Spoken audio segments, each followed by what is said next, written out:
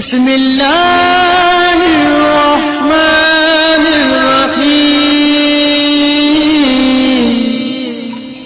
وما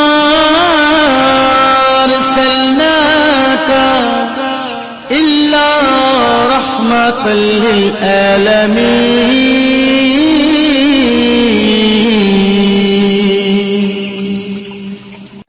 السلام علیکم ورحمۃ اللہ وبرکاتہ. آسک مسلم ٹیچر میں آپ کو خوش آمدید کہتا ہوں. اگر آپ ہمارے اسی طرح روحانی علاج اور وظائف سے فائدہ اٹھانا چاہتے ہیں تو ریڈ سبسکرائب کا جو بٹن ہے اس پر کلک کر دیجئے اور ساتھ میں نوٹیفیکیشن کی جو بیل ہے اسے لازمی پریس کریں تاکہ ہماری ہر نئی آنے والی ویڈیوز آپ سب سے پہلے دیکھ سکیں.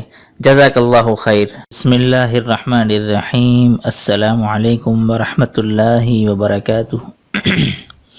میں ہوں آپ کا میزبان مفتی ابو حسان اور امید کرتا ہوں آپ تمام لوگ اللہ کی رحمت اور فضل سے خیر عافیت سے ہوں گے.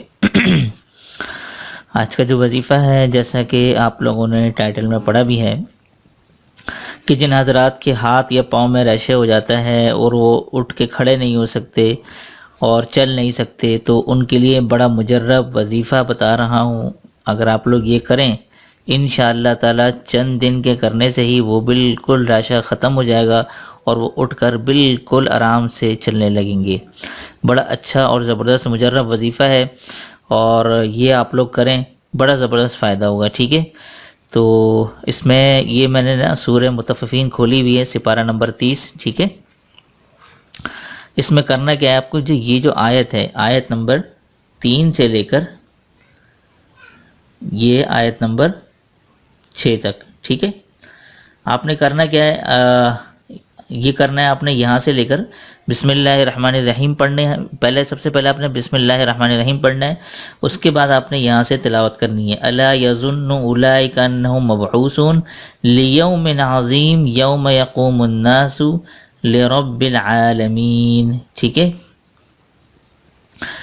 یہ آیت نمبر 4 سے لے کر آیت نمبر 6 تک.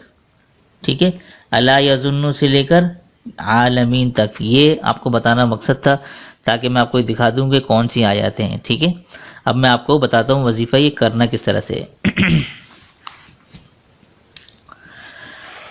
یہ نوٹ کر لیں آپ نے، یہ جو مذکورہ آیتیں ہیں ٹھیک ہے سورہ مطففین کی،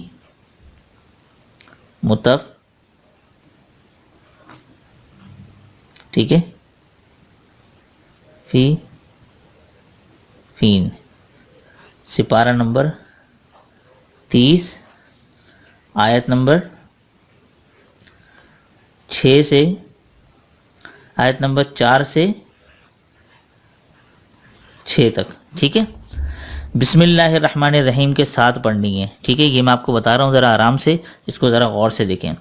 یہ مذکورہ آیتیں آپ نے 3313 مرتبہ پڑھنی ہے. ٹھیک ہے، یہ آپ نے 3313 مرتبہ یہ پڑھ کر آپ نے روغن زیتون پر تھتکارنا ہے. ٹھیک ہے، روغن زیتون پر زور سے آپ نے تھتکارنا ہے. ٹھیک ہے، یہ میں لکھ رہا ہوں تاکہ آپ لوگوں کی یاد دہانی کے لیے. یہ آپ لوگ غور سے نوٹ کر لیں. سورہ مطففین کی آیت نمبر 4 سے 6 تک بسم اللہ الرحمن الرحیم کے ساتھ 3313 مرتبہ آپ نے پڑھنا ہے اور یہ کیا کرنا ہے، روغن زیتون پر زور سے تھتکارنا ہے آپ نے. ٹھیک ہے، اس کے بعد آپ نے کیا کرنا ہے، دن میں 3 مرتبہ. ٹھیک ہے، اور رات میں 1 مرتبہ. ٹھیک ہے،